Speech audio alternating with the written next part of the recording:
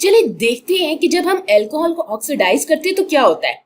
तो यहाँ उल्टे हाथ पर ऊपर हम प्राइमरी अल्कोहल से शुरुआत कर रहे हैं और वो कार्बन जो कि OH ग्रुप से जुड़ा हुआ है वो आपका अल्फा कार्बन है। अल्कोहल को ऑक्सीडाइज करने के लिए आपके पास लाजमी तौर पर अल्फा हाइड्रोजन होना चाहिए। मैकेनिज्म को अमल में लाने के लिए आपके पास लाजमी तौर पर अल्फा कार्बन से हाइड्रोजन जुड़ा हुआ होना चाहिए। तो इस मैकेनिज्म में दरअसल आप इन अल्फा हाइड्रोजन में से एक हाइड्रोजन खोएंगे। हम मैकेनिज्म को थोड़ी देर में देखते हैं। तो अगर मैं इस प्राइमरी अल्कोहल को ऑक्सीडाइज करूं तो इसे ऑक्सीडाइज करने के लिए मुझे इसमें कुछ शामिल करना होगा। मैं अपने प्राइमरी अल्कोहल को इस तरह से ऑक्सीडाइज करूंगी। अल्कोहल के ऑक्सीडेशन के बारे में सोचने का एक तरीका ये भी है कि कार्बन ऑक्सीजन बॉन्ड की तादाद के बारे में सोचा जाए। यहाँ उल्टे हाथ पर हमारे पास हमारे अल्फा कार्बन का इस ऑक्सीजन के साथ एक बॉन्ड मौजूद है। इस मैकेनिज्म में हम कार्बन और हाइड्रोजन के दरमियान मौजूद बॉन्ड खो देंगे और हम कार्बन और ऑक्सीजन के दरमियान एक और बॉन्ड हासिल करेंगे। यानी कि हम कार्बन और ऑक्सीजन के दरमियान मौजूद बॉन्ड्स की तादाद में इजाफा कर रहे हैं। इसका मतलब ये हुआ कि अल्कोहल को एक बार ऑक्सीडाइज करने पर मुझे कार्बन और ऑक्सीजन के दरमियान दो बॉन्ड्स मिलेंगे और मैं इनमें से एक हाइड्रोजन खो दूंगी। अभी भी मेरे पास इनमें से एक हाइड्रोजन बचा हुआ है और मेरा एल्काइल ग्रुप अभी भी जुड़ा हुआ है। जाहिर सी बात है कि ये मुझे एल्डिहाइड फंक्शनल ग्रुप दे देगा। अगर आप अल्कोहल को एक बार ऑक्सीडाइज करेंगे तो आपको एल्डिहाइड मिलेगा। चलिए अब अल्फा कार्बन की ऑक्सीडेशन स्टेट देखते हैं कि इसमें क्या तब्दीली आई है। अच्छा, तो अगर मैं उल्टे हाथ पर अपना अल्फा कार्बन को ऑक्सीडेशन स्टेट मुख्तस करना चाहूं तो मुझे यहाँ पर इलेक्ट्रॉन्स डालने होंगे, है ना। हर बॉन्ड के पास इस तरह से दो इलेक्ट्रॉन्स होते हैं। अब मुझे इलेक्ट्रोनेगेटिविटी के फर्क के बारे में सोचना होगा। कार्बन के मुकाबले में ऑक्सीजन ज्यादा इलेक्ट्रोनेगेटिव होता है, तो ये इन दोनों इलेक्ट्रॉन्स को हासिल कर लेगा। कार्बन की बात करें तो यहाँ मामला टाई हो जाएगा, तो हर कार्बन इनमें से एक एक इलेक्ट्रॉन ले लेगा। कार्बन दरअसल हाइड्रोजन के मुकाबले में ज्यादा इलेक्ट्रोनेगेटिव होता है, तो कार्बन यहाँ जीत जाएगा और इन इलेक्ट्रॉन्स को यहाँ पर ले लेगा। कार्बन के पास अमूमन 4 वैलेंस इलेक्ट्रॉन्स होते हैं, लेकिन यहाँ पर इसके गिर्द 5 इलेक्ट्रॉन्स मौजूद है। तो 4 में से 5 के जवाब आता है -1। इसका मतलब हुआ कि मेरे अल्फा कार्बन की ऑक्सीडेशन स्टेट -1 है। चलिए अब ये देखते हैं कि जब हमने इस अल्फा कार्बन को ऑक्सीडाइज किया तब इसमें क्या तब्दीली आई। अब यहाँ सीधे हाथ पर मैं अपने इस कार्बोनाइल कार्बन को ऑक्सीडेशन स्टेट मुख्तस करना चाहती हूँ और एक बार फिर मैं इलेक्ट्रोनेगेटिविटी के फर्क के बारे में सोचूंगी। मैं जानती हूँ कि भाई ऑक्सीजन कार्बन को हरा देगा, कार्बन और कार्बन के दरमियान टाई हो जाएगा और कार्बन और हाइड्रोजन में कार्बन जीत जाएगा। तो आमतौर पर इस कार्बन के गिर्द 4 वैलेंस इलेक्ट्रॉन्स होते हैं, लेकिन अभी इसके गिर्द 3 इलेक्ट्रॉन्स मौजूद है। तो 4 में से 3 जाएं तो जवाब आता है +1, यानी इसकी ऑक्सीडेशन स्टेट होगी +1। मैं देख सकती हूँ कि ऑक्सीडेशन स्टेट -1 से +1 हो गई है। तो ऑक्सीडेशन स्टेट में इजाफा जाहिर है कि ऑक्सीडेशन ही होता है।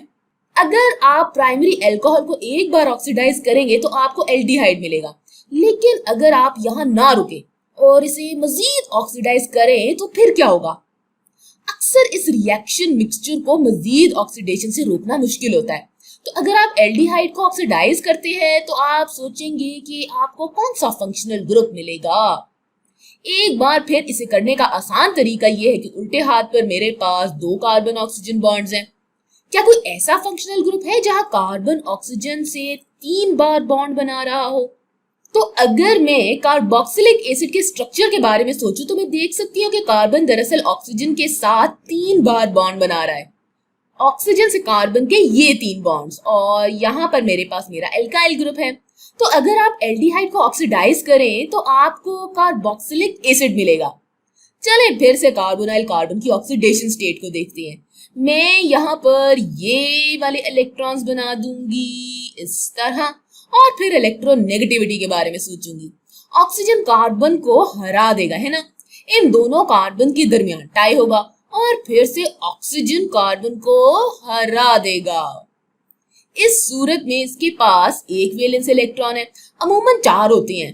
तो 4 में से एक जाए तो जवाब आता है +3, तो एक बार फिर यहाँ पर ऑक्सीडेशन स्टेट में इजाफा हुआ है, यानी कि यहाँ ऑक्सीडेशन अमल में आई है।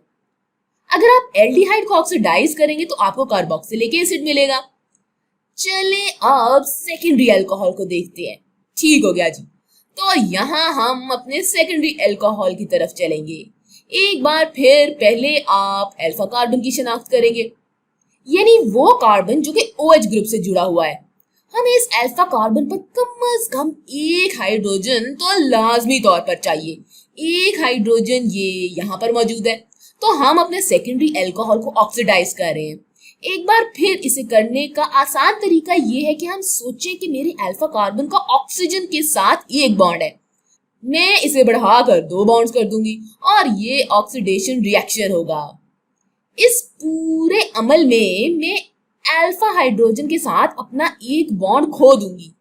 तो अब मेरे पास कार्बन ऑक्सीजन के दरमियान 2 बॉन्ड्स हैं और अल्फा कार्बन का इस ऑक्सीजन के साथ जो बॉन्ड था वो मैंने खो दिया।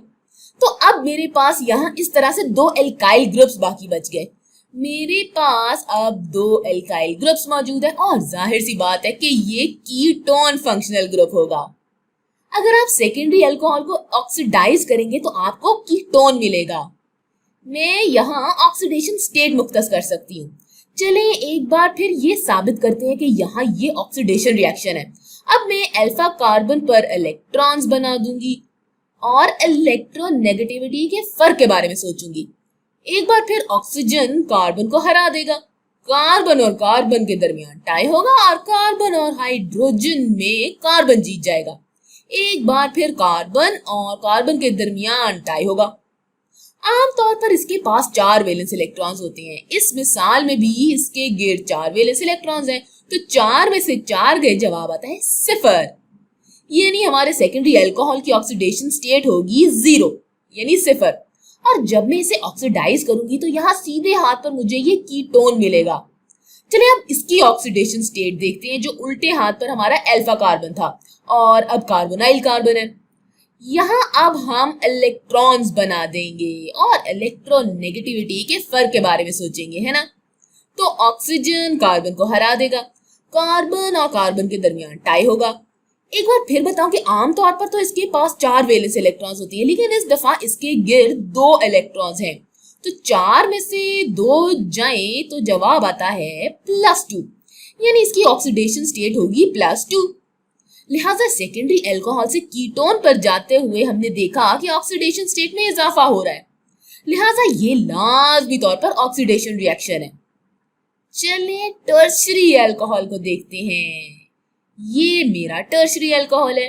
अब अल्फा कार्बन ढूंढने के बाद मैं देख सकती हूँ कि इस बार मेरे अल्फा कार्बन से एक भी हाइड्रोजन जुड़ा हुआ नहीं है और इस मैकेनिज्म के मुताबिक, जो कि हम अभी देखेंगे, कि हम इस टर्शरी अल्कोहल को आम हालात में ऑक्सीडाइज नहीं कर सकते। अगर हम इसे ऑक्सीडाइज करने की कोशिश करेंगे तो फिर हम कहेंगे कि यहाँ पर कोई भी रिएक्शन अमल में नहीं आ रहा, क्योंकि हमारे पास यहाँ पर ये अल्फा हाइड्रोजन मौजूद ही नहीं है। चलिए अब मैकेनिज्म पर नजर दौड़ाते हैं और ये देखते हैं कि हमें अल्फा कार्बन पर इस अल्फा हाइड्रोजन की जरूरत है क्यों। अगर मैं अपना मैकेनिज्म यहाँ अल्कोहल से शुरू करूं तो याद रहे कि ऑक्सीडेशन के अमल के लिए या तो प्राइमरी अल्कोहल होगा या फिर सेकेंडरी अल्कोहल। तो मैं यहाँ पर अपना अल्कोहल बना दूंगी। एक बार फिर बताती चलूं कि ये अल्कोहल या तो प्राइमरी अल्कोहल होगा या सेकेंडरी अल्कोहल, और जब हमारे पास यहाँ प्राइमरी या सेकेंडरी अल्कोहल होगा तो ये क्रोमिक एसिड के साथ रिएक्ट करेगा। तो यहाँ ये क्रोमिक एसिड का स्ट्रक्चर मौजूद है। ये यहाँ पर मैं यहाँ इलेक्ट्रॉन्स के लोन पेयर्स के बारे में ज्यादा फिक्र नहीं करूंगी और क्रोमिक एसिड दूसरे मुख्तलिफ रिएजेंट से भी हासिल किया जा सकता है। शायद सबसे आम इस्तेमाल वाला रिएजेंट सोडियम डाइक्रोमेट होगा, यानी कि H2SO4 Na2Cr2O7 और पानी। ये तमाम मुश्तरका तौर पर जोन्स रिएजेंट कहलाते हैं, यानी कि सोडियम डाइक्रोमेट, सल्फ्यूरिक एसिड और पानी का मिक्सचर जोन्स रिएजेंट कहलाता है।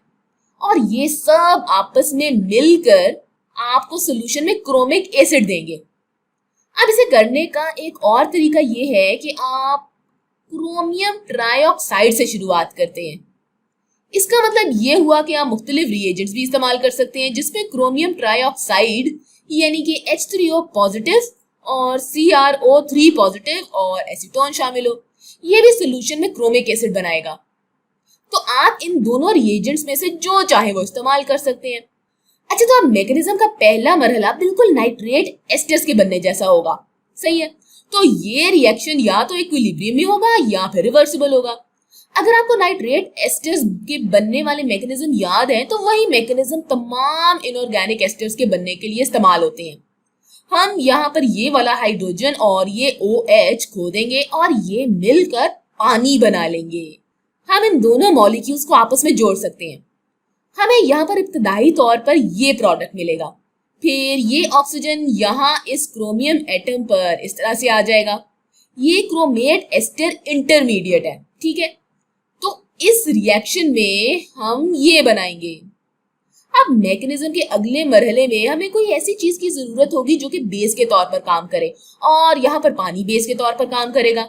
इस तरह से यहाँ पर पानी आ जाएगा और इलेक्ट्रॉन्स के 2 लोन पेयर। इन दोनों में से कोई एक लोन पेयर बेस के तौर पर काम कर सकता है।